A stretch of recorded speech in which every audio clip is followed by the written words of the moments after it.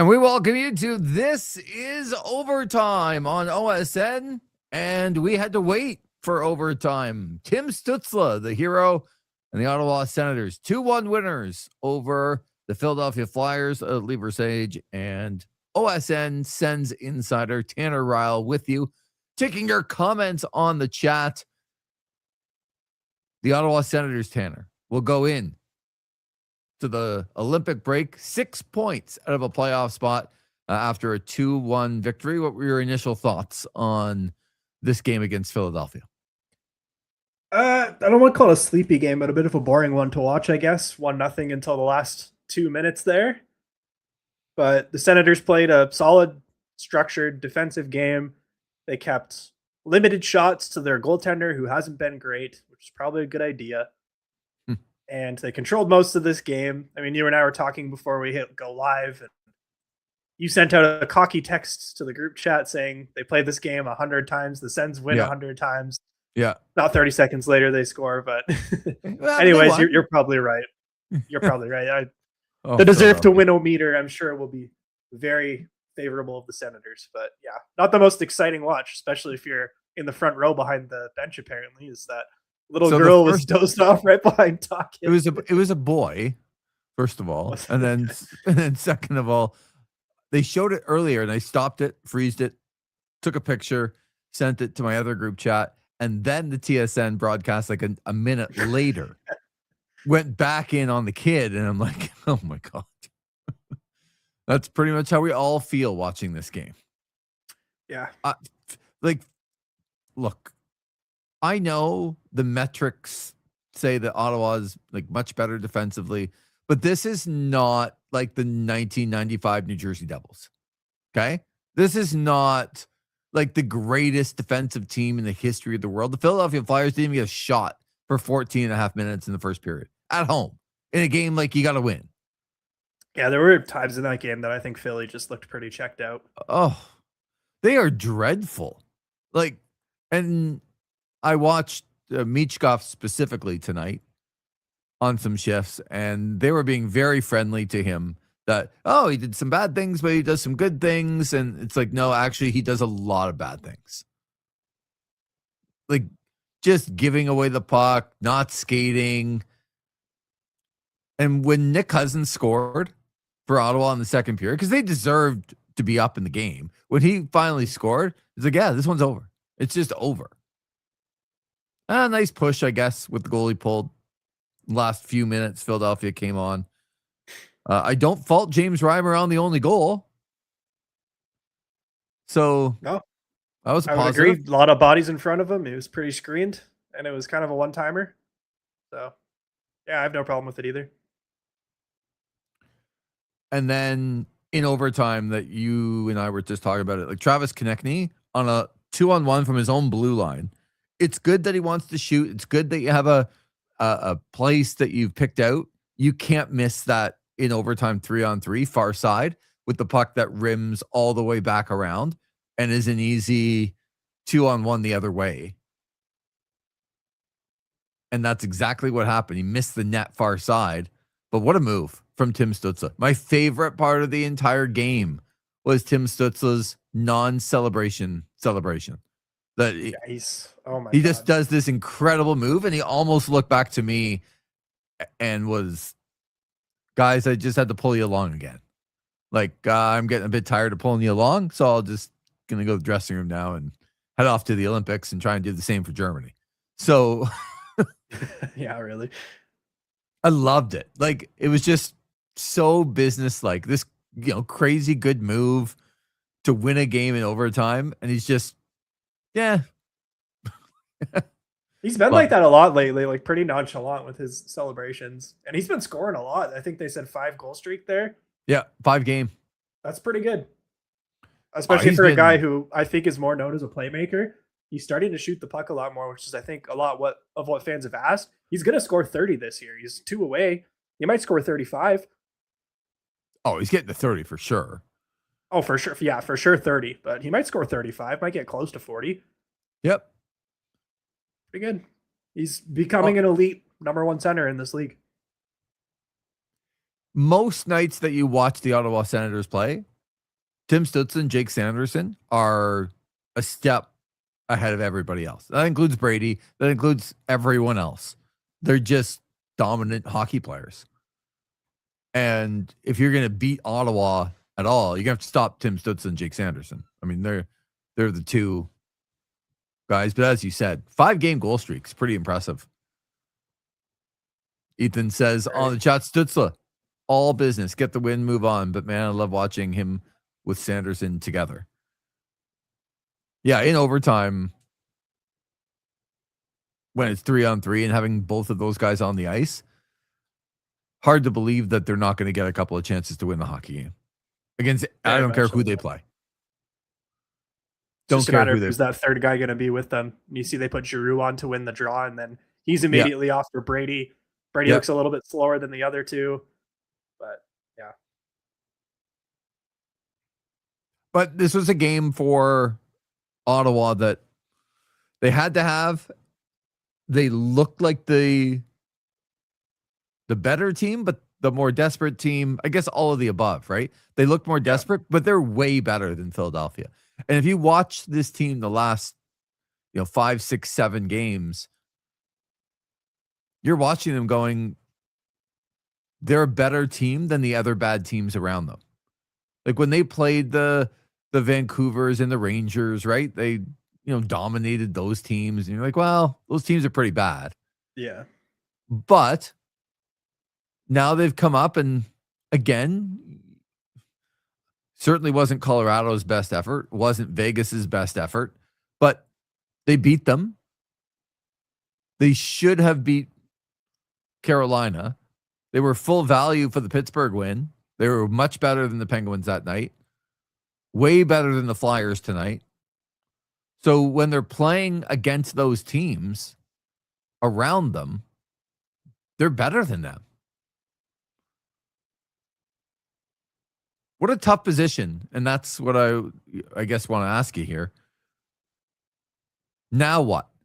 Now you go into the break. It's not just that you're 6 points back. It's you've watched the team over the last 3 weeks. If you're Steve Stais and the rest of the management, you've watched the team and you're like, you know what? We're playing pretty good. Like we're a pretty good hockey team. If we can just get some saves and put this together here. Almost feels like this break couldn't come at a worse time for this team. It couldn't. Because if they played the next 2 weeks, they win most of the hockey games. Just with the way that they're playing. And the challenge it will be for everybody, right? To get up and back to the same level once they get back from the Olympics. Now, for Ottawa, they're lucky. Their best 3 players are going, but then that's it. And you got to hope nobody either gets hurt there or is nursing something to get to this break. Because I was listening to 32 Thoughts today. Friedman was just saying there's a lot of players in the NHL playing hurt right now going into this break. And we saw came out today about Jonathan Huberdeau playing his last game of the year. He's been shut down by Calgary. You got to hope there's not one of those cases for the Senators coming back from the break. Yeah. I mean, every team's worried about it, but you're right. For the Senators, they only have 3 important ones going. I mean, Matt and Paolo and Sogard are going, and they don't even play really for the team. Don't forget Lars Eller here. Yeah. Look, Lars Eller's been good, but if Lars Eller was replaced by somebody else, they'd be fine. Yeah. So they don't have nearly as many players as other teams going, but it's their 3 most important players. So, yeah, you don't want them getting hurt at all. And are they, trying to get there? What are players going through to get to the break, to get to the Olympics? Man, oh man. But if you're Steve Stais, now what? That's the question. I mean, you got 3 or 4 games when you come back. To me, it feels like they should just stand pat. Like, I don't know if they should strike at the core at all or make a big move. I think if the deadline was tomorrow, that's probably what I'd be saying. Like, maybe you make something minor, but this team looks like it's very much still in the race. You don't want to mess with the chemistry of something that's been clicking so well in the last couple of weeks. You almost treat your expiring UFAs as your own rentals.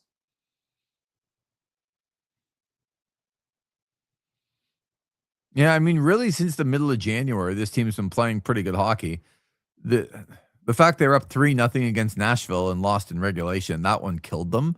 But since the middle of January, this team only has a couple of losses in regulation. Well, if you think about games, think about that Nashville game, Yeah, that Detroit game that they blew. Remember that one where they had the lead? They blew that one I believe it was in the third. And you think about yeah, that Carolina game just from yeah. the other night. That's 3 wins. You know how many 3 wins? How many points that gets you? 6. And there's definitely a couple other games that have felt like they've gone that way towards the Yeah, end, whether it be and all because of teams have goaltending, those games whatever. too, but I guess the point is that they're playing good hockey right now. Yes. And so when they come back, it becomes even more I think difficult to judge because they play those games Detroit and Toronto when they get back, and then they're right on the West Coast, like in Edmonton, Calgary, Seattle, Vancouver. Tough trip to have right after you get back. And I almost think it's a little bit mistimed because everyone that's going into Edmonton right now is winning, and Draisaitl's mad, and McDavid's mad, and they're going to go to the Olympics, and they're going to come back, and they're going to be a lot better. You know that. Mm-hmm. Yeah, I kind of agree with what Ethan's putting in here. Like, no blockbuster move for sure, but I think if they were to add it in any one spot, you'd probably look at the right D, and I think you'd look at a guy with a bit of term, probably a lower end guy. Like I mentioned a couple weeks ago, I've got my eye on somebody in Calgary. No, not Mackenzie Weegar, but like a Zach Whitecloud type of player who is signed beyond this year, but isn't a sexy name that's going to cost a first round pick plus. Just someone that can step in and take some of these minutes away from Jensen, because I think that's their biggest weakness right now. But other than that, I'm not doing a big move. Yeah, I would agree. Maybe you pick up a depth forward, or there's a third string goaltender that looks a little bit better than James Reimer that you can bring in. That's the other thing. I would be looking for a goalie that if I can find an upgrade to James Reimer, I might do that if it's not expensive. Yeah, like is there a guy in the AHL somewhere right now that maybe should be in the NHL? Yeah, just somebody that gives you a little bit more confidence, because Reimer wasn't at fault for the goal tonight, but most people could have played goal and won the hockey game tonight. Mm-hmm. Like the most dangerous chance they had was the one they scored on. I don't remember something more dangerous than that. And there were points in the game, like they went 14 and a half minutes and then 12 minutes in the first 2 periods without a shot on goal at home. Yep. So that's not great. So I agree with you. I don't think you're going to want to be able to make a couple of big moves here. I would consider bringing somebody in that's going to upgrade my defense for the rest of this year and possibly next year. It's so weird, right? That we say, like, not a flashy guy. You just want a guy that will be in your lineup. That's it. Like, just on the bottom pair, a guy that will be in your lineup. I think you do. It does have to be a top 4 guy. I think they need somebody who can play beside Shabbat, because they've already got 3 guys that should probably be on the bottom pair with Spence, with Jensen. I would agree. Paolo. But I think by sexy, I'm talking like a shutdown guy under the radar, like a Nick Jensen type whenever he came in last season before the injury, when he was pretty effective alongside Thomas Shabbat. Right. That's why I bring up a guy like Zach Whitecloud, who I don't think the Calgary Flames are super committed to keeping around throughout their little retool here. Mm-hmm. Maybe a Connor Murphy out of Chicago. I know he's an expiring guy, but I could see that type of player.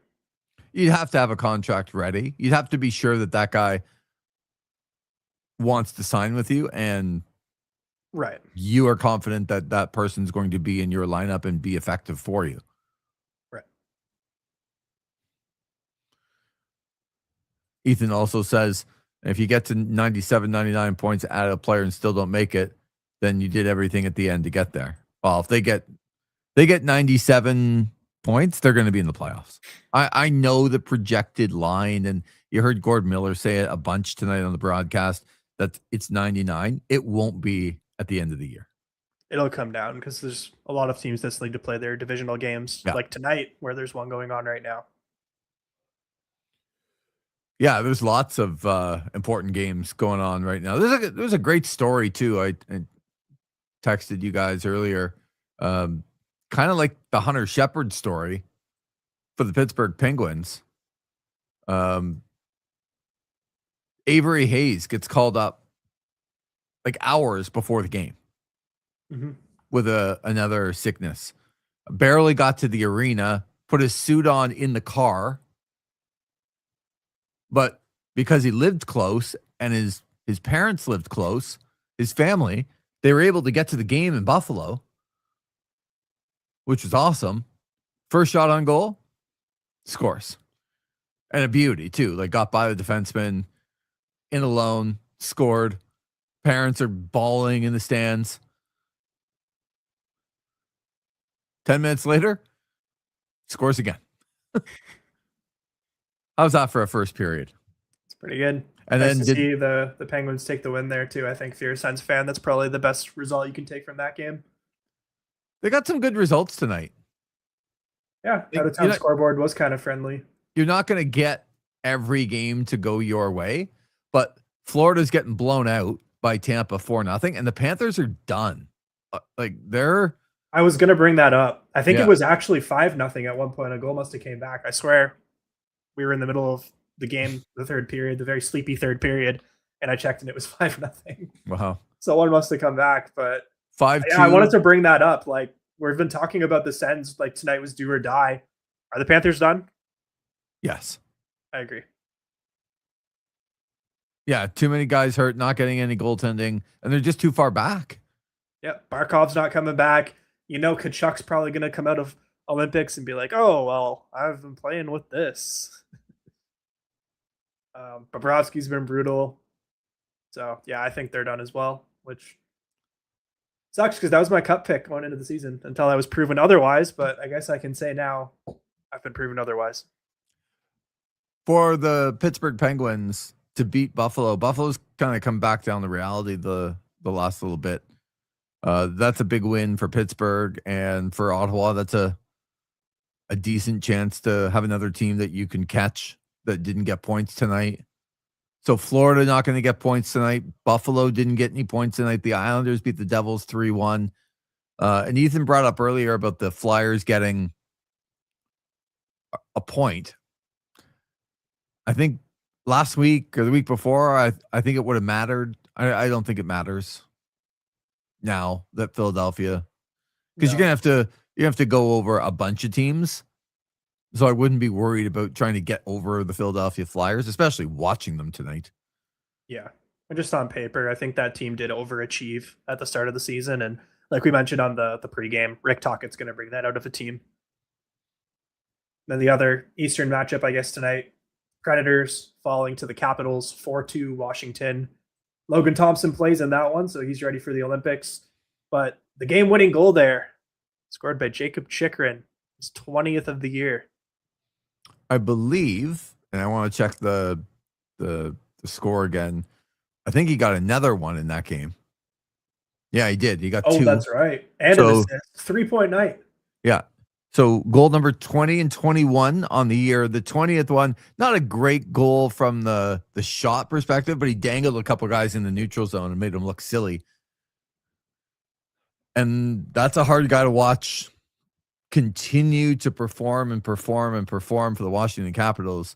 And look, Jensen got hurt, and he's not the same since, trying to get back from the hip. But Jacob Chychrun has scored like almost 40 goals since he left here last year. Okay, 3-point night tonight. How many 3-point nights do you think Nick Jensen has this season? I'm going to guess 0. Yeah, I'm not going to check. I don't feel like I need to check. It's 0.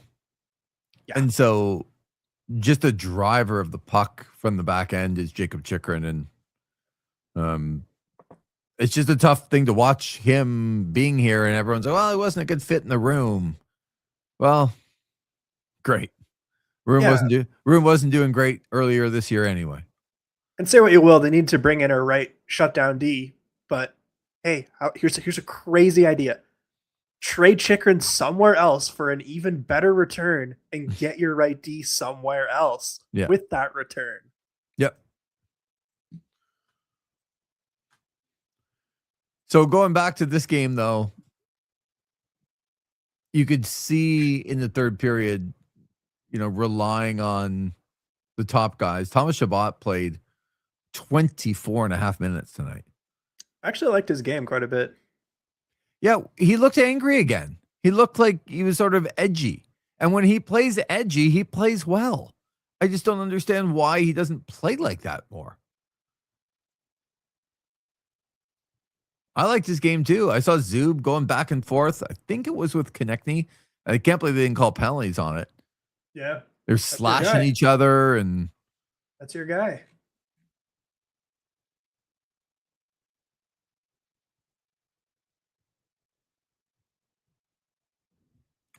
Just going to open the door, Tanner. Brightness is still dodgy. It definitely looks a lot better, whatever you guys did. I wish I would have picked up on those things whenever I set the camera up, but yeah, it looks a lot better. Ben still thinks the brightness is off a little bit. Yeah. That's work in progress. It's better. A little bit better. We're trying to fix things. It's a slow process. The sign's going to go behind, just so you know. Mm-hmm. I got to put How about even another player, I guess? Nick Cousins, I liked his game a lot even before he scored the goal. He's been all over the ice for the last 2 weeks. Every time you watch Sens game, Nick Cousins is on. Where was this guy at the beginning of the year? I don't know why he wasn't playing like that before, but he's been playing like just noticeable hockey on the ice. Like every time the Sens play, I see Nick Cousins. And I think that's why he's up on the third line now. Your boy had a nice stick. Michael Amadio with another nice play tonight. I do enjoy Michael Amadio hockey. Like I said, he's got that Mark Stone in him. The only difference is when Mark Stone takes the puck away, he also makes a play and scores a goal probably. But anyways, yeah, it's great stick. Very good defensively. I quite enjoy Amadio. Oh, he was great tonight. Not a lot of games where I feel like he has a bad game. He's not going to stick out in a positive way sometimes if they're like he makes those plays and they don't go in, but you can always rely on him, and the consistency is why he gets played a lot now. In big moments, he's out there all the time.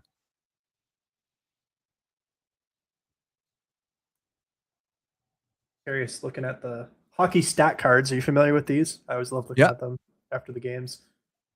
Nick Cousins is the top player on the Senators one tonight. I thought it was announced earlier in the year that he had the most punchable face in the league, but they seem to be going on about it tonight again. So yeah, that one came out earlier. Another one came out this week, which is why I'm not sure why they were highlighting that one so much.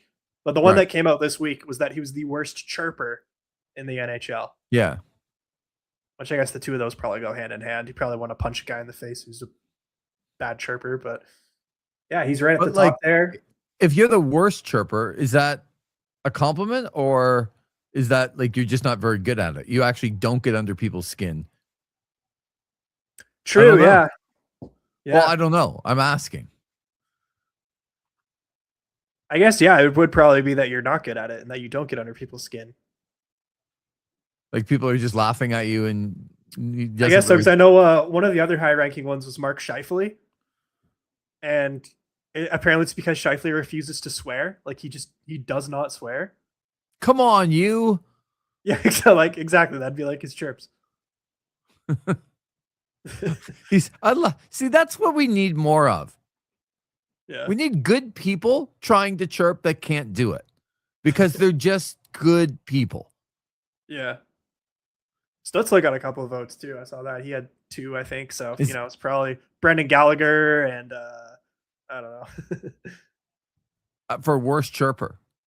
Yeah. Yeah. Stutz is not very good. No.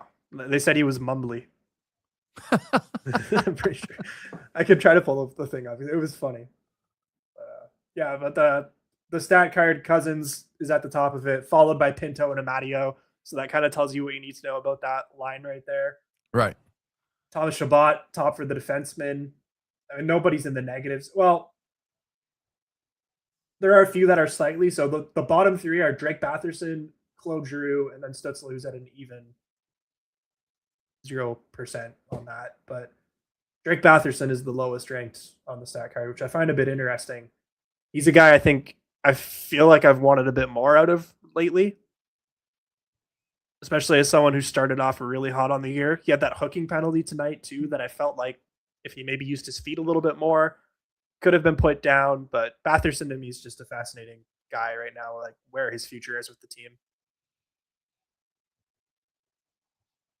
I haven't noticed him very much, and I would say a little bit more strongly worded than you. He's been no good over the last couple of weeks. Yeah, I was probably putting it blunt. To me, like I as one of the top guys, he is supposed to be better.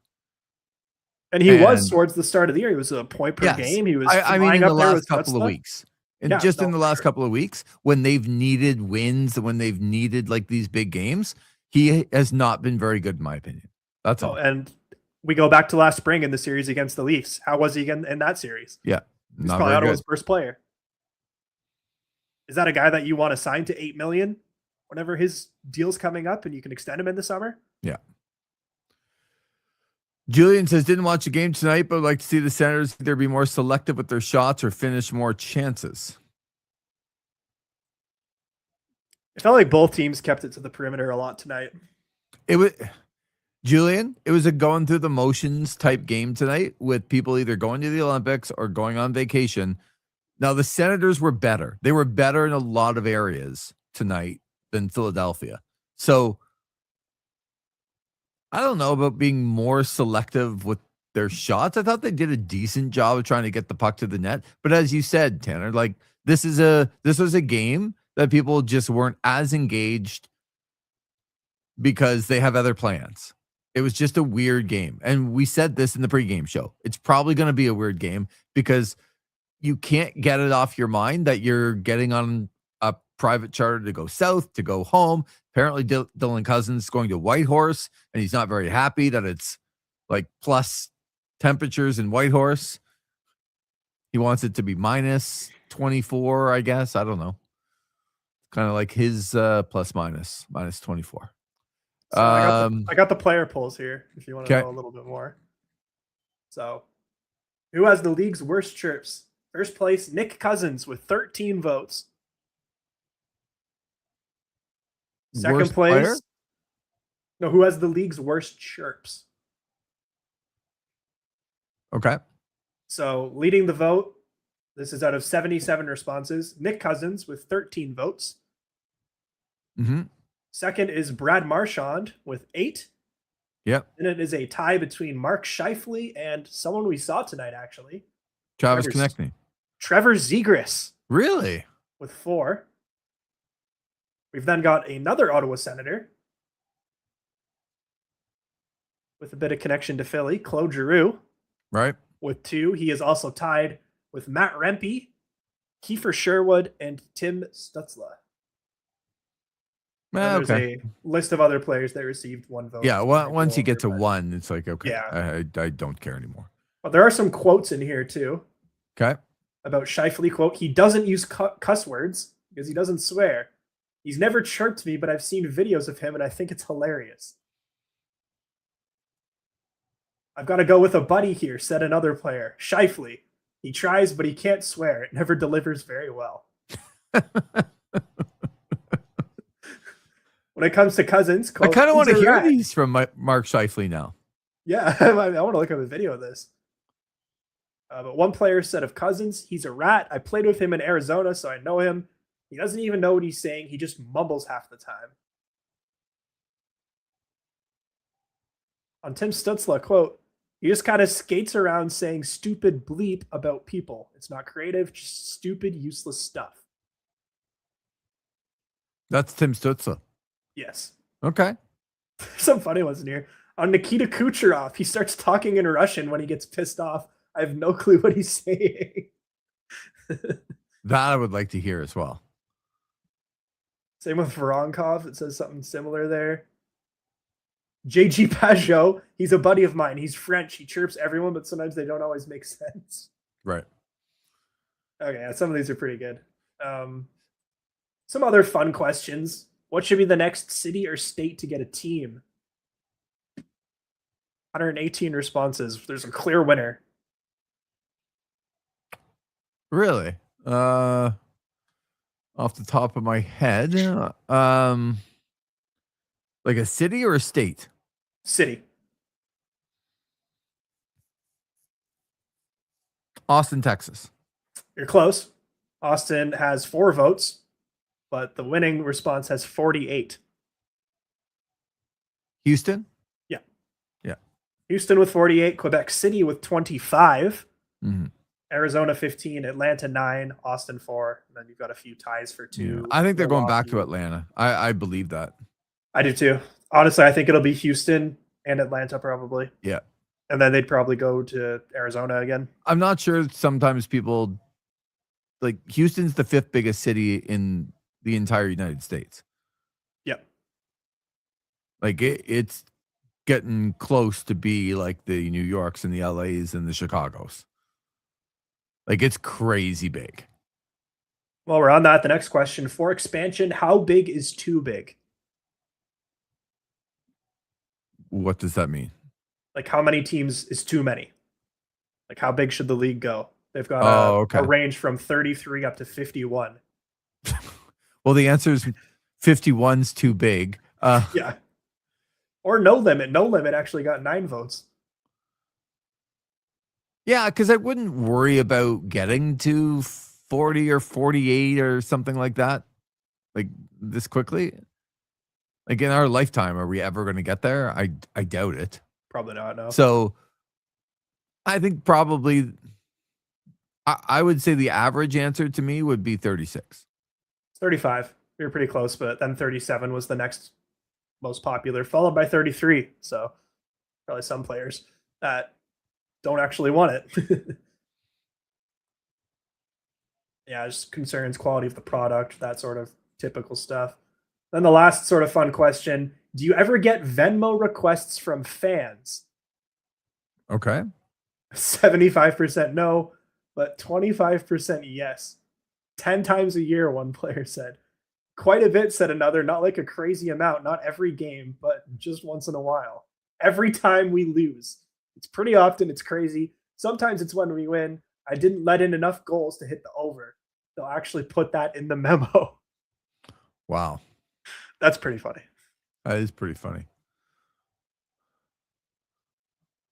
On the same night that somebody, one of the pitchers from Cleveland in Major League Baseball is on the hook for 48 different games throwing suspect pitches for betting purposes over 3 years.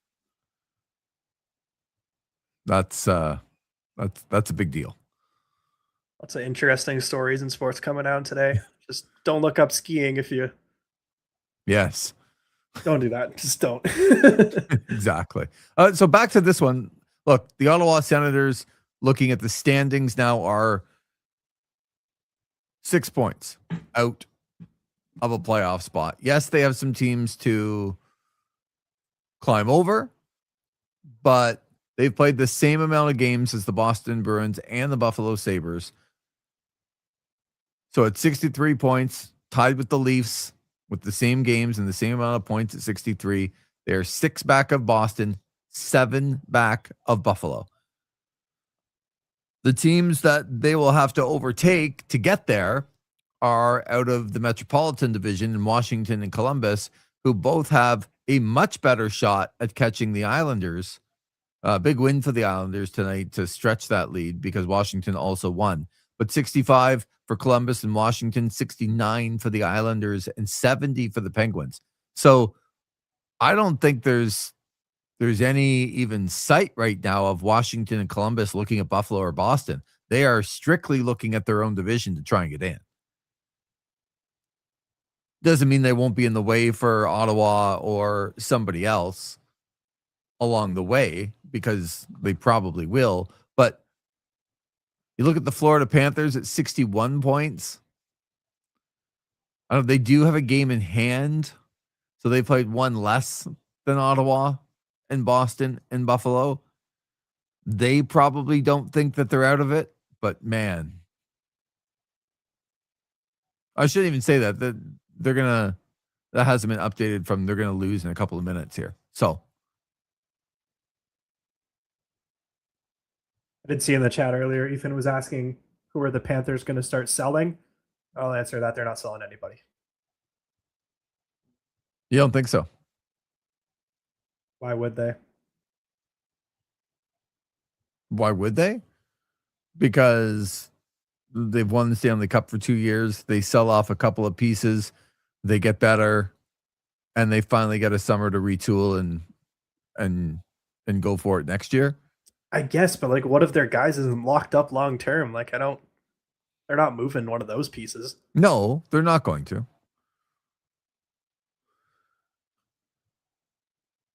It's a really interesting group because I think if you watched Philadelphia tonight, you're like, yeah, they're not very good. They're only 2 points back of the group that we're talking about in Toronto and Ottawa, but they didn't look very good. And I can't imagine watching that team thinking that they're going to make up 8 points and climb over 6 teams to get there. So No. if you're Ottawa, if you're Toronto, Washington and Columbus have to think that they're going to get there. And they have to play and act like they're going to get there. Yeah, and like you mentioned, they have to be looking at the Islanders. Yeah, but both of those teams are not going to be selling anything. They're going to think that they can get there. So really, to me, the teams that are in this interesting spot are Ottawa and Toronto. Some would say they're too far back.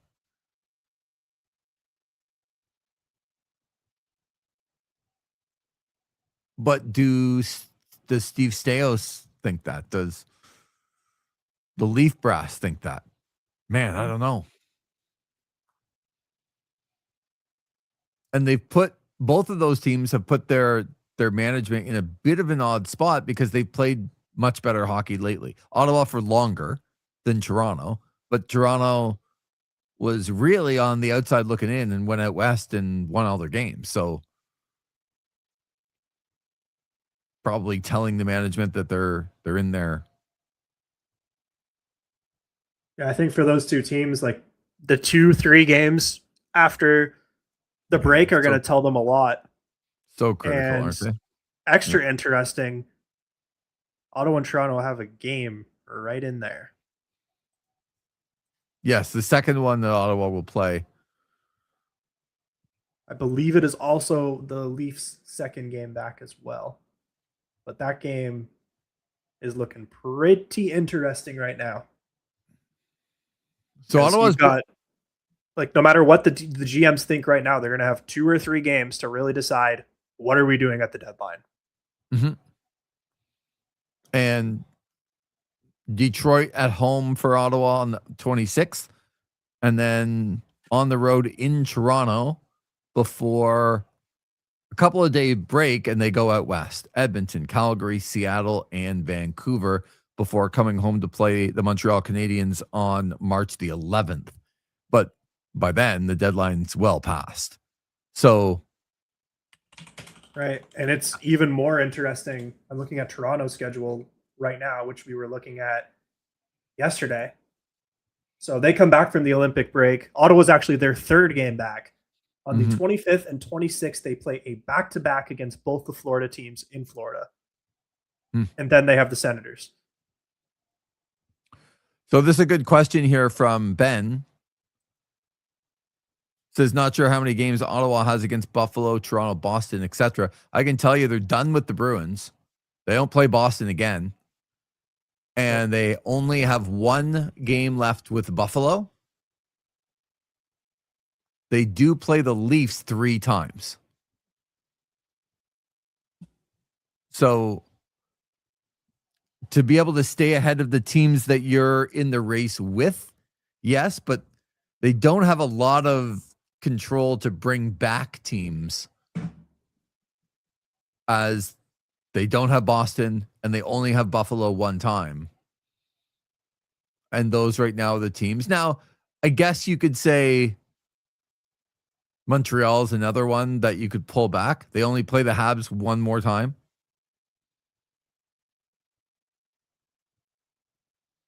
Just trying to see the frauds, how many times they have the frauds left. That's twice. So they might be able to pull the frauds back, Ben. Detroit. They have them twice. But it's not a schedule that kind of lends themselves to being able to just claw and bring everybody back. They are going to have to get some help.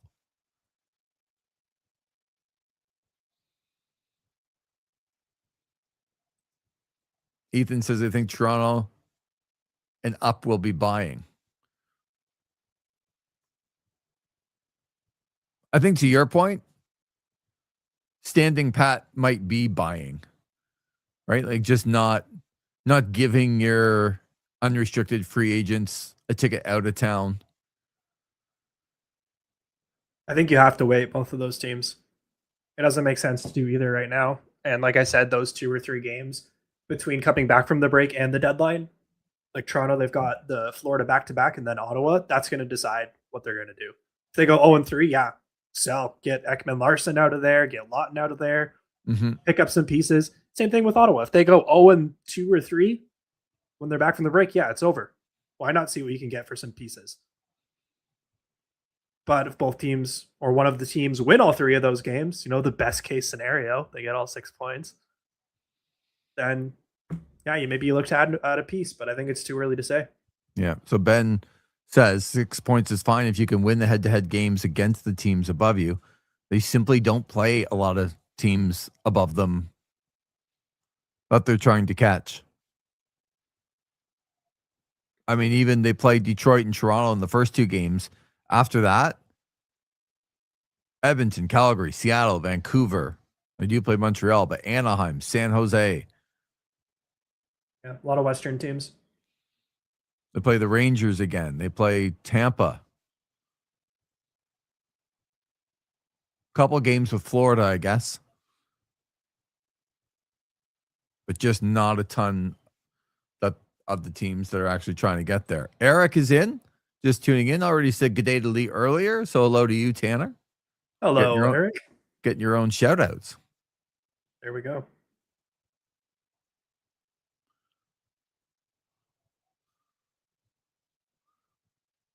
Ethan, Ethan, we need more of this. Correct me if I'm wrong, Lee. Weren't the Frauds the first team to shut out the Avalanche this year? That is correct. I mean, they also got shut out by the Avalanche.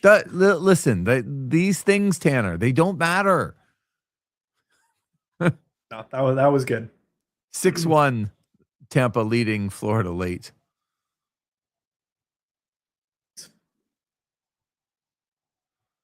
So the Islanders beat the Devils 3-1. Penguins, we mentioned that story. You can go back and watch the highlights. Pretty fun. Pretty good story. Avery Hayes just getting to the rink in time before the game. First NHL game. Oh, yeah, by the way, you're playing with Sidney Crosby tonight. Imagine. Cool. I'm gonna go out and score 2 in the first period. How does that sound? Good? I assume Panarin's not in the lineup tonight. I see that LA's on the late game against Vegas. Yeah, I would doubt that. I haven't. No, it doesn't look like it from the box score.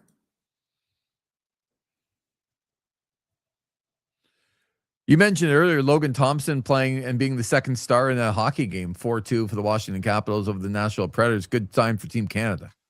Absolutely.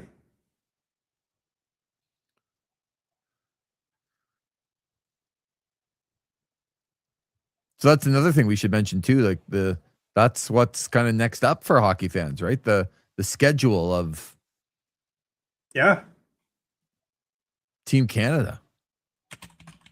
And I think the first 3 games,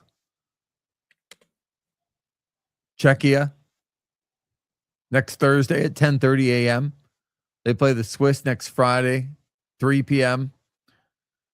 Then they play France on Sunday, 10:30 a.m. Love these times. It's perfect. Yeah. Nothing like some morning hockey. Well, I think the more important games later on will kind of be in that 3 p.m., That'll be nice. like the 2 p.m., 3 p.m. I believe Italy is still 6 hours. Yeah, it was 6 hours. I was over there a couple of years ago, and it was 6 hours at this time of year. I saw on TSN that Cameron Gauntz thought that Czechia was his dark horse of the Olympics.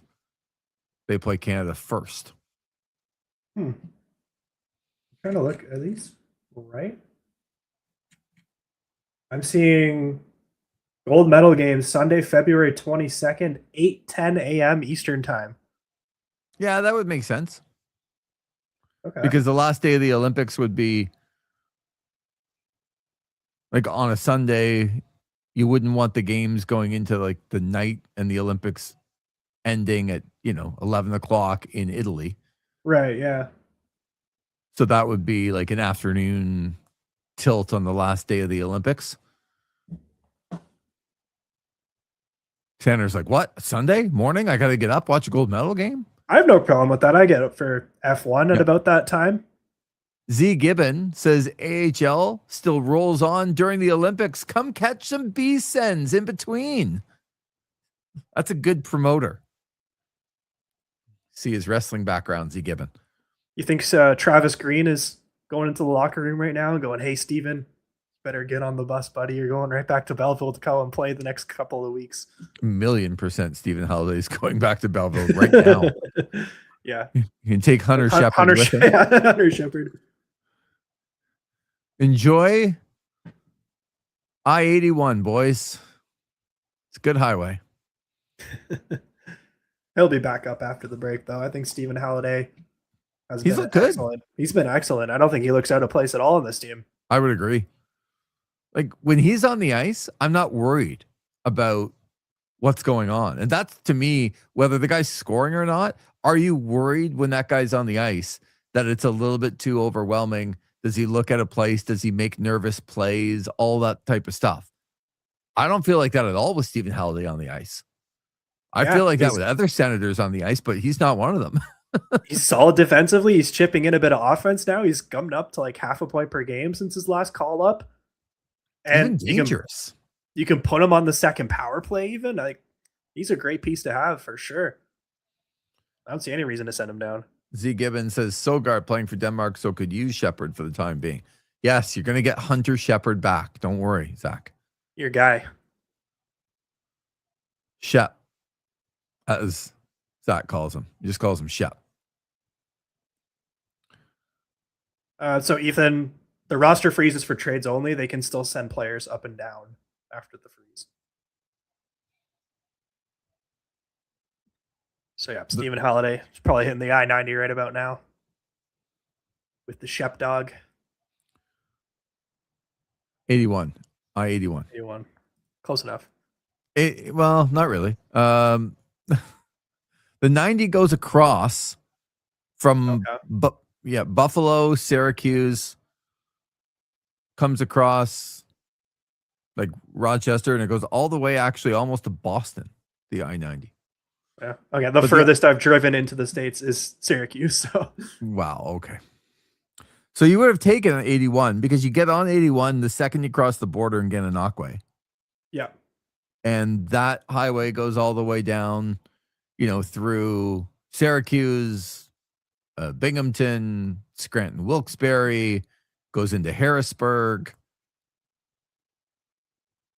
And then it actually goes all the way down into like through the Virginias and into the top of North Carolina and the mountains. I've done the whole I-81. I've been on I-81 from like 4:30 in the morning, and it's 5 o'clock at night, and I'm still on I-81.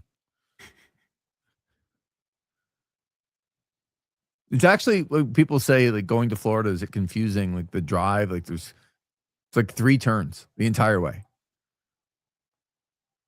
The only confusing thing is through Washington, that's it. You get on 81 to 95, and you're there.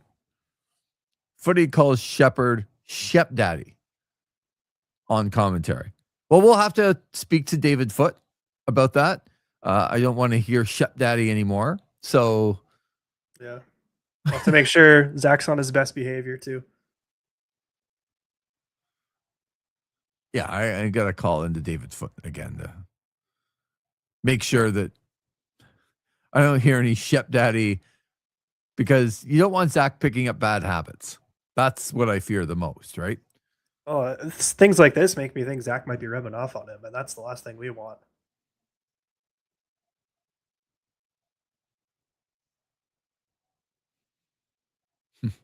Ethan said Belleville doesn't need Shepard when they have my goat. When they spelled Maryland wrong. But he, Yeah. but he did come back with it. My apologies. Finnish name's hard to get right. It is. We'll let you off the hook on that one. Yeah, well, you can stay your goat in Belleville instead of Ottawa for now. So this whole stretch here, I think a lot of people thought that this was the make or break part of the Senators, right? Like, what were they going to do? They blew that lead against Nashville. They got lit up against Carolina a couple days later, and you're like, yeah, it's over. They're going to have to win like 5 of the next 6, like maybe 6 of their next 6. And then look what they've done. Since then, they've won 5 of 6. And they lost a game that they probably should have at least got a point or won in the Carolina game. Vegas, Colorado, New Jersey, Pittsburgh, and Philly, the wins. It's impressive because they absolutely had to have it if they wanted to stay alive this year. That's the impressive part. Is not every team goes on runs, but the impressive part is that they did it when they absolutely had to do it. And I'm telling you, it is really hard to predict what players and coaches and everyone's going to be like coming out of this long of a break. They just don't have this regularly, where most of the team is going home and on vacation. You can say you're going to do what it takes to stay with it, but you're really not. Like, some people will do some for sure, but it's just something unusual. It doesn't happen. So to predict how they're going to react and how they're going to be when they get back, I don't think it's even possible. But for the management, they're going to have to make all of these decisions over the break. And you wonder how much stock they're going to put into just a couple of games before the trade deadline. That's the really interesting part. And you have no idea how they're going to react. Detroit, Toronto, and then out on the West Coast, Edmonton, Calgary, Seattle, Vancouver. The Toronto game is an away game as well. So it's one home game and then 5 straight on the road, including a West Coast trip. See, they're going back and forth now. Z. Gibbons says, respect for the umlaut. Don't you dare tarnish Levi Maryland, Tanner.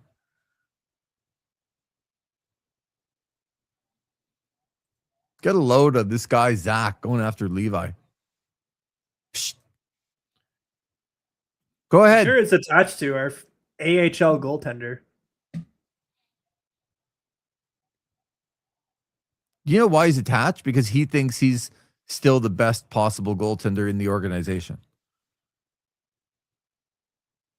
And is he It's wrong? not like there's a ton of competition. Yeah, but that again, we're I've heard only good judging things about Lucas Beckman out of the QMJHL. Apparently, he's quite impressive. Highly thought of at the draft. I like wonder Jackson what Parsons. Yeah, our AHL insider would say Mad Sogard at his best, not hurt and just playing consistently. Can he be an NHL goalie? He hasn't shown it when he has played. See, I was just going to correct myself on the Levy, and here we go. This is the best one of the night so far. I didn't want to give it to you because I didn't want Ethan No, to get any give it to me. gratification. Yeah. Levi Marilainen continues to be the new Konosuke Takeshika for Lever Sage. See what I did there, Zach? I even pronounced Takeshika wrong. Next blind ranking, names that Lever Sage can't pronounce. Yep. Ethan can't spell, I can't pronounce. It's a great night. Oh boy. And we got Shep Daddy over here to correct us all. So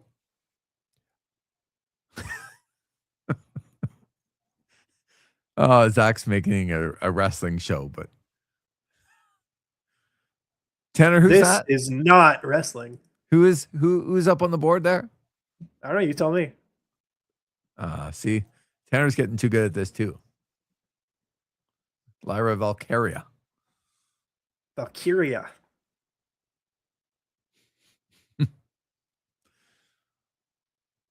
So where are they? You're standing pat here? Like if you're deciding over the 3-week break, it's really hard to put stock in like 2 games. Well, they'll have officially they have 4. Yeah, so the deadline is on the 6th, so that'd be between the Calgary and Seattle games. Right. So Steve Stais will be working the phones from the West Coast.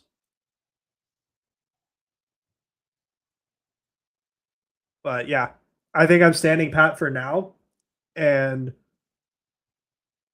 probably into the deadline unless I see a huge swing and this team either really still looks like what we've seen the last couple of weeks or they don't at all, which would be the worst case scenario. Mm-hmm. I think regardless, you're looking for one of those buy low guys or an underrated player who could round out that defensive core a little bit on the right side.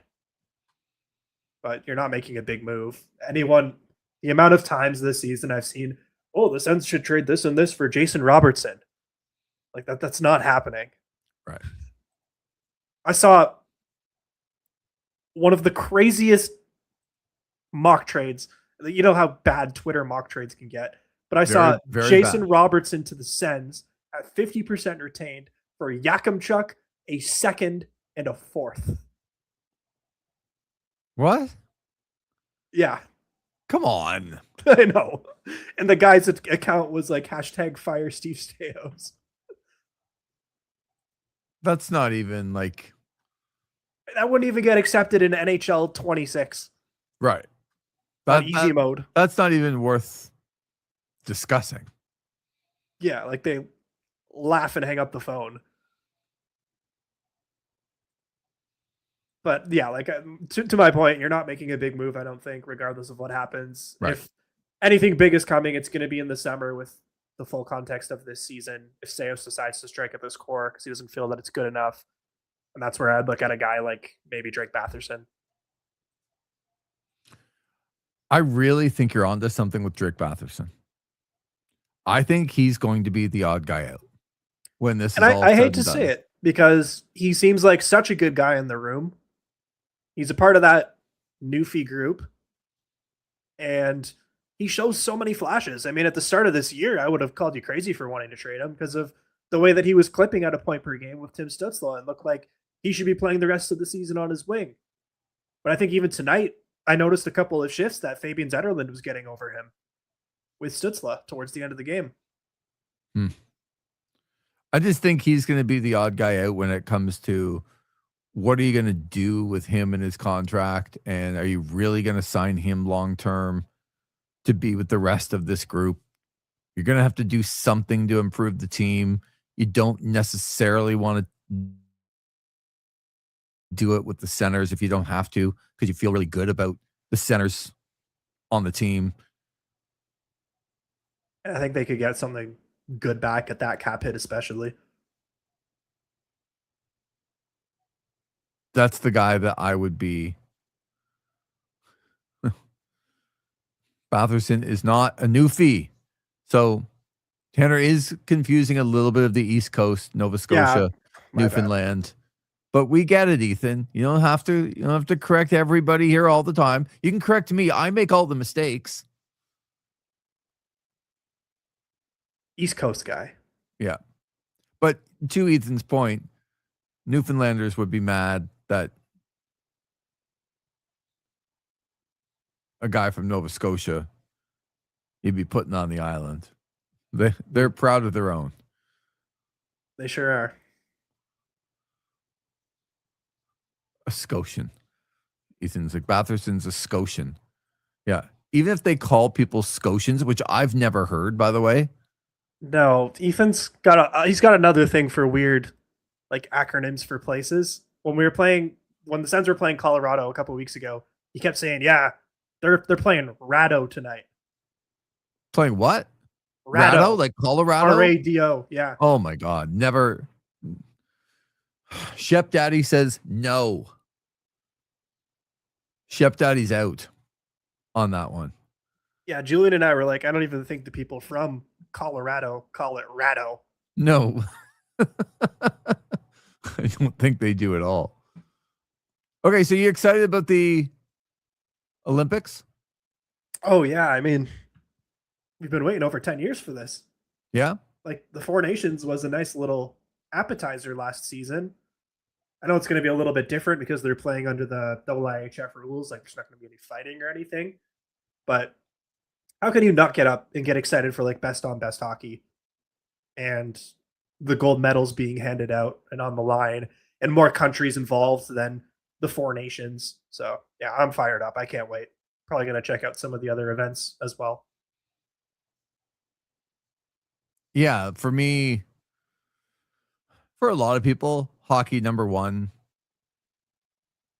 Don't look up skiing today. Okay, I won't do that. Nope.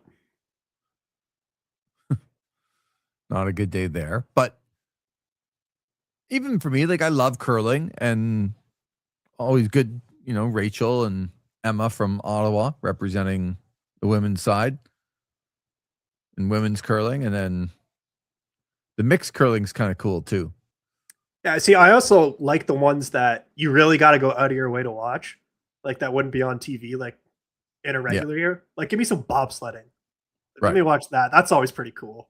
I love that too, but I do take that with a grain of salt.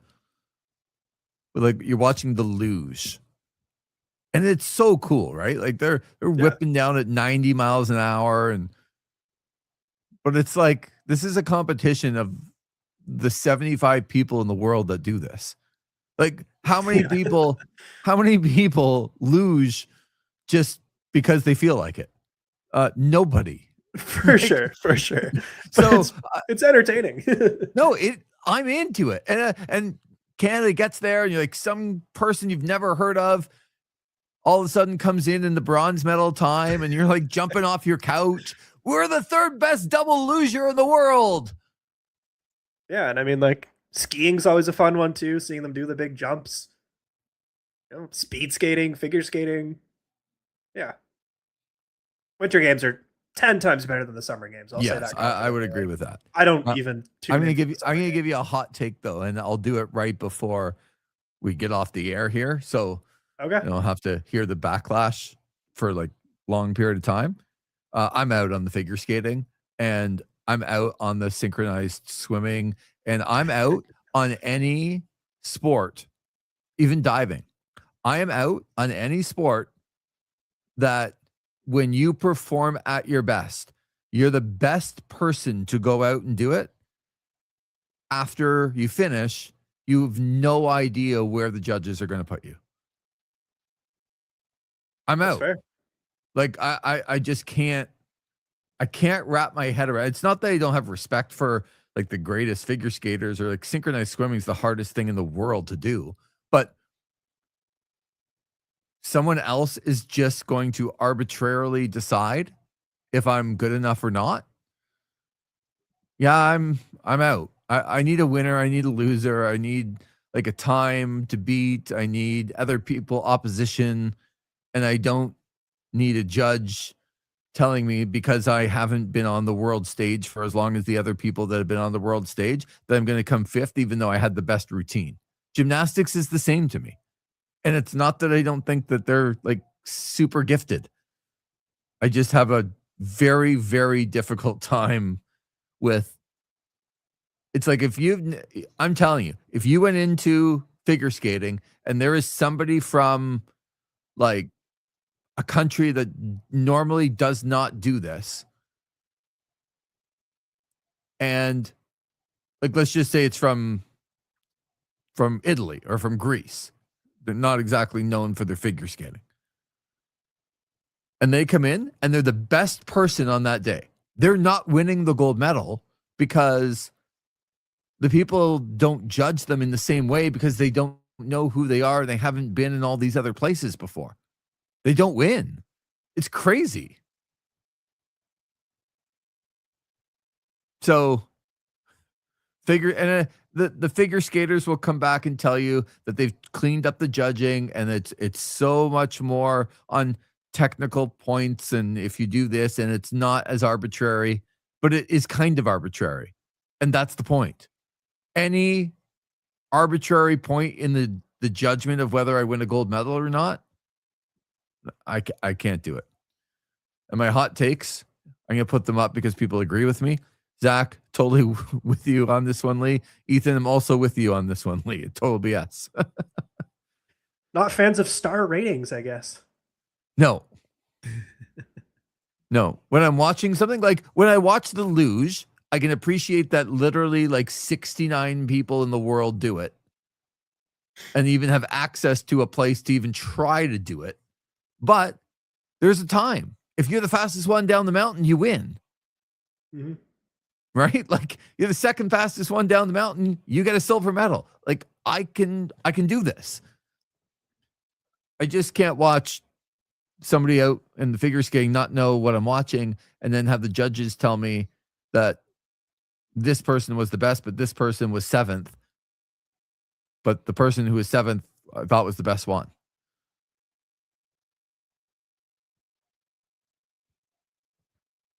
Ethan says skeleton. Terrifying to watch. So cool, but my heart doesn't beat a run until it ends. Yeah. You know, another one that's always cool.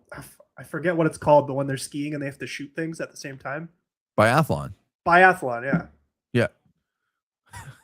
Yeah. Tanner's like, this new thing. They shoot and then they ski. Yeah, it's like one of the staples of the Olympics, like 100 years ago. I still have. I don't know if you remember this. I mean, like 2010 was such a big deal in like all of Canada, but they did that like the Royal Canadian Mint did that coin set, and you can fill up this like cardboard sleeve. I still have it put away at my parents' house with the full completed thing. Oh, that's cool. And, like I have memories of my mom driving my sister and I to like banks and stuff, trying to find the last them. 1 or 2 coins that we were missing. Oh, we don't have bobsledding. We got to go try and get bobsledding. Some of them had like the red coloring on the back of them. Yeah. Oh, that's, yeah. I've got the full set put away somewhere. That's really cool. And, like I was 9 years old. I remember when Crosby scored the golden goal, watching it with my family in our basement. I remember 14. Like it's been a while. So I'm psyched. I got my Four Nations Crosby jersey that I'll probably be rocking around for a few days. So in 2002, I have the same kind of story.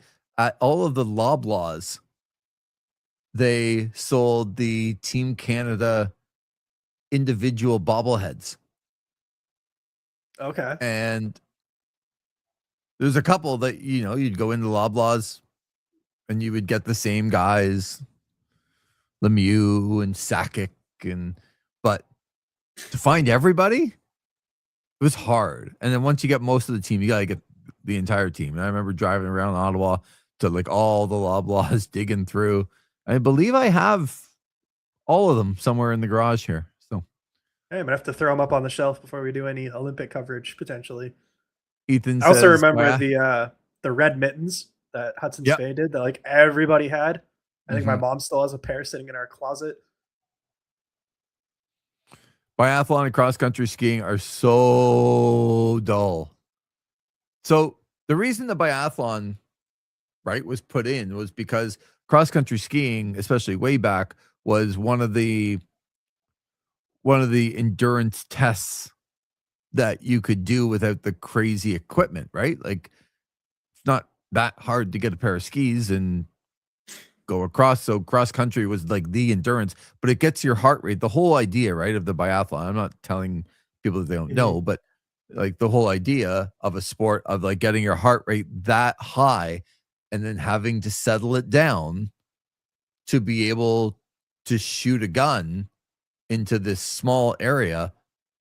The ability to bring your heart up and down like that is really the skill. It doesn't translate necessarily on TV, of course, but I understand, like, I like the idea of the biathlon just because it's two completely different things that have your heart rate at the very top and the very bottom to be able to do it. So this is a big question here. Big question. Does Tanner know Cool Runnings? I don't think so. Oh my God, no! Zach! No! Oh, it's a movie. Nope. Oh, I've It's heard like of it. No, it's a true story, Tanner. It's a movie that was made about the real life story of the Jamaican bobsled team. I guess I got some homework to do there. That a team, Cool Running is one of the best movies ever. John Candy, like, who's that? It's an incredible stop. It's an incredible. You're actually kidding with John Candy, right? Yes, I'm kidding. Okay. And Ethan, I'm older than you. I was alive for the O2 Olympics. I was one. Cool. Oh, see, it hurts my heart. But that's okay. It's good homework because Cool Runnings will actually get you into, like, you should legitimately watch Cool Runnings before or like at the beginning of the Olympics. Like, Okay. it's everything. It's a movie, obviously, and they exaggerate a little bit, but it's based off a true story of the Jamaicans qualifying for the Olympics and running in the bobsled. I want to say, and correct me if I'm wrong, that the story was from 1988, the Olympics that were in Calgary. But a true story, and the movie's fantastic because John Candy's hilarious, and so it's just really well done, and it will get you into the Olympic spirit for anybody, right? I might go back and watch it just based off you guys bringing it up. Here we go. Because I remember at the end, I've watched it a bunch of times, but at the end, you're like, "Yep, I'm in. This is what the Olympics are all about." All right, it's going to be bobsledding number 1, hockey number 2 now. I think the movie will get you into the Olympic spirit. I don't know if it will have you glued to every run in the bobsled, but oh man, you're saying I can't make a bobsledding section on the OSN website and provide in-depth analysis? The OSN bobsledding insider. Who was the missing? Zach, Ethan, help me out. Anybody else listening, help me out on the football player that went to be a bobsledder, CFL. Jesse Lumsden. Never mind. Just came to my mind. Jesse Lumsden was a running back in university, played in the CFL, and retired. Was like, I'm going to be a bobsledder. See, Zach, you got to be quicker. Zach typed in Jesse Lumsden, but it actually came to me, and Tanner saw me. I didn't look it up. Just needed a moment. But yeah, some of the really like crazy strong athletes, they started recruiting from other sports to be the pushers, which is, pretty much the last, whether it's a 2-man or a 4-man, the last person in that's doing the most pushing of the bobsled at the start. Cool Runnings. I'm pumped up to watch Cool Runnings again. It will get me in the Olympic spirit. That's for sure. So yeah, you and I will be back. I think we're going to do some Olympic coverage. We got to do something at the very least for the Canada games. For the Canadian games, yeah. And there's nothing like morning hockey. Yeah. So we'll make sure that everybody knows. Well, this is overtime at like noon, 11 a.m. maybe. I love it. With some Baileys in our coffee. I was going to say, like, maybe it's just a continuation from the night, like watching the Olympics.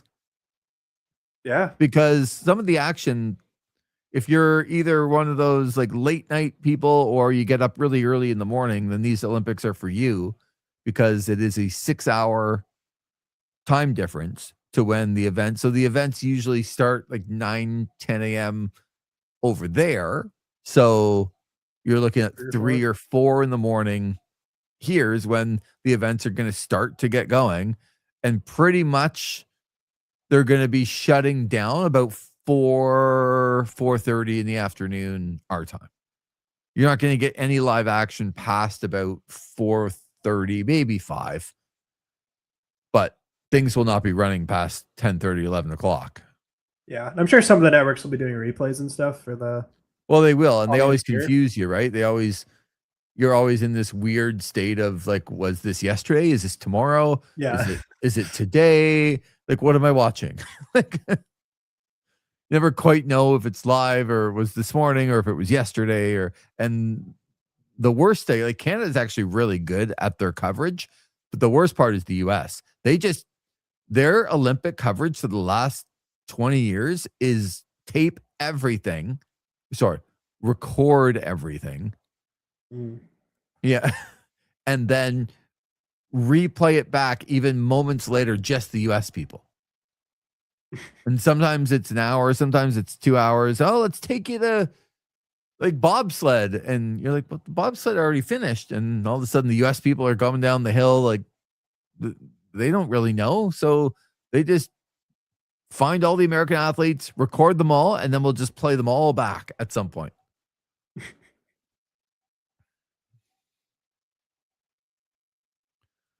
Zach says tape, like duct tape.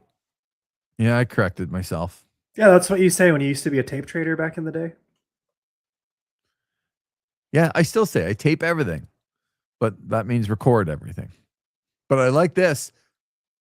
This is brunch on OSN. There we go. Breakfast with Lee and Tanner. That feels like Canada's playing at 10 o'clock. This is brunch. I love it. Too late to get a sponsor. Can we go to a nice brunch restaurant in Ottawa? I'm going to say like Zach's Diner, perhaps. Oh, there we go. Right? And by that, Zach, we mean we're coming to your place and you're making us brunch while we sit and record in your room. Because Zach's Diner here is pretty good, but we know that you'll be better. So, yeah. And if you disappoint us, we're going right to the IHOP by the 401. There's got to be a Denny's too in Belleville, right? Has to be. I doubt it.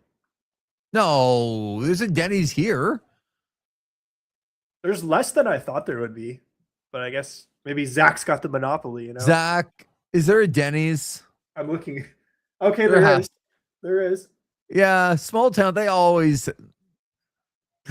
Guess where it is? I'll give you one guess. Right by the 401. No. Think other Belleville location. Quinty Mall. Yep, it's in the Quinty Mall. Yeah.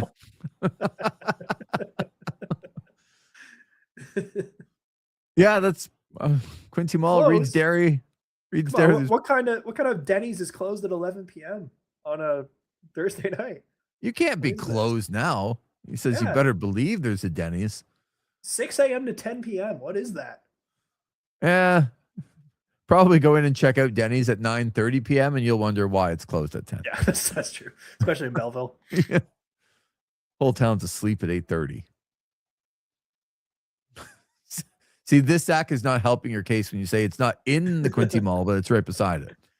Well, it's on the property apparently. Not helping your case. But this I look it up, it says Denny's - Quinty Mall. Nice.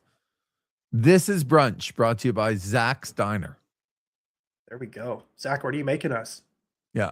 I like French toast, pancakes. You a French toast eggs. guy? Over pancakes and waffles, yeah. I'm a big What French about toast guy. crepes? What about crepes? Oh, I love crepes. Yeah. Crepes is my favorite. Crepes. Grew up on crepes. Have Same had here. crepes for a long time. So crepes Always be, 1, French toast 2, and then pancakes and waffles. I'm not a big pancake guy. Me neither. Look at that. I like it. How do you like your eggs? Depends on the mood. Either scrambled or over easy, probably most often. Okay. I don't mind a good runny yolk though, as well. Yeah, I'm a sunny side up guy because I'm always dipping the toast in the runny yolk, and sometimes even over easy. If it's not runny yolk, I'm out. So it's got to have a runny yolk. I don't know. That's what my parents would say. They're like over easy, but the toast is getting dipped in for sure. Yeah. Don't mind a good eggs Benedict as well, too, if that counts. So I love breakfast food. Hollandaise sauce. Oh yeah. You're both crazy. Waffles are better than pancakes, but pancakes are amazing.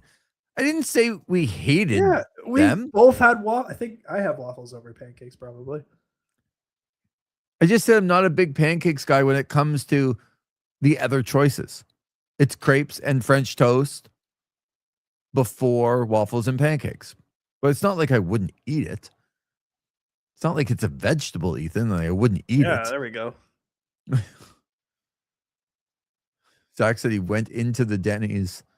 Went into the Denny's one time. They closed at 2 p.m. because of low staff. I figured the other 4 people that live in Belleville probably work there. So. Yeah, but what were you doing going in at 2:00 in the afternoon? This is brunch on Zach's time or what? I guess so. See, over hard also describes the Olympic skiing. Oh my God. Yeah, do not look up Olympic skiing in the New York Times today, ladies and gentlemen. It's a fantastic story. It is. It's certainly something. I think I had to read the headline about 3 times and verify that that was actually the New York Times that put that out. Right. And not another account. Is this real? Is there a letter missing from the New York Times in the handle? Yeah. This grok. But leave it to the Olympics to do something like this. You know what? We'll set up a time that we'll be on, and we can talk some luge. We can talk some biathlon. We can have some pancakes for Ethan. There we go. All right, that's going to do it. The Ottawa Senators, big win, 2-1 in overtime. Tim Stützle, the hero tonight, after they give up a goal late with the goaltender pulled for Philadelphia, 6-on-5 goal for the Flyers to tie it. Ottawa dominated this hockey game from beginning to almost end and deserved to win the game and find themselves 6 points out of a playoff spot. Ethan says, why did I look that up? Good Lord. Tanner told you not to. Tanner told you not to. And yet you did anyway. So another interesting story on the timeline. I don't know if I should say this one on the air. It is Sens related. You don't know if you should say it on the air, but it's Sens related? Graham Nichols has this. So a Reddit user named coolguy_Steve discovered that Eugene Melnick's name appears in the Jeffrey Epstein files on the U.S. DOJ's website. Lovely. That's a good note to end on. Well, Graham Nichols is a trusted source for sure. So can we take the banner down now? Yep. I think we can. However, on the ice, the team does enough over the last couple of weeks to keep themselves in it going into the Olympic break. And I think if you're a fan, that's all you wanted. You wanted just enough to feel like you go into the Olympic break and you're not completely out of it. Mm-hmm. And I think that's mission completed. Don't you? Yeah, I think so. I'm sure you would have liked to have gotten a point in that Carolina game or come out with Yep. the win because I think they should have, but you played a great game and you're going into the break 6 points out of a spot. So I think so. They've put themselves in a good spot coming out of the break. And like I mentioned earlier on into the show here, this break's probably coming at the worst time possible for this team. Mhm. Seems like they're clicking on all cylinders, and you hope that that can continue when they come back because you got a couple of really big games there, especially the one against Toronto, to really Yep. determine what's going to happen at the trade deadline. Feels weird to say this on February 5th, but the Sens' next game is February the 26th against Detroit. But OSN will be back to talk Olympics and pancakes and everything else in between. In the meantime, thank you very much, Tanner. Appreciate it. And we'll be talking to you soon.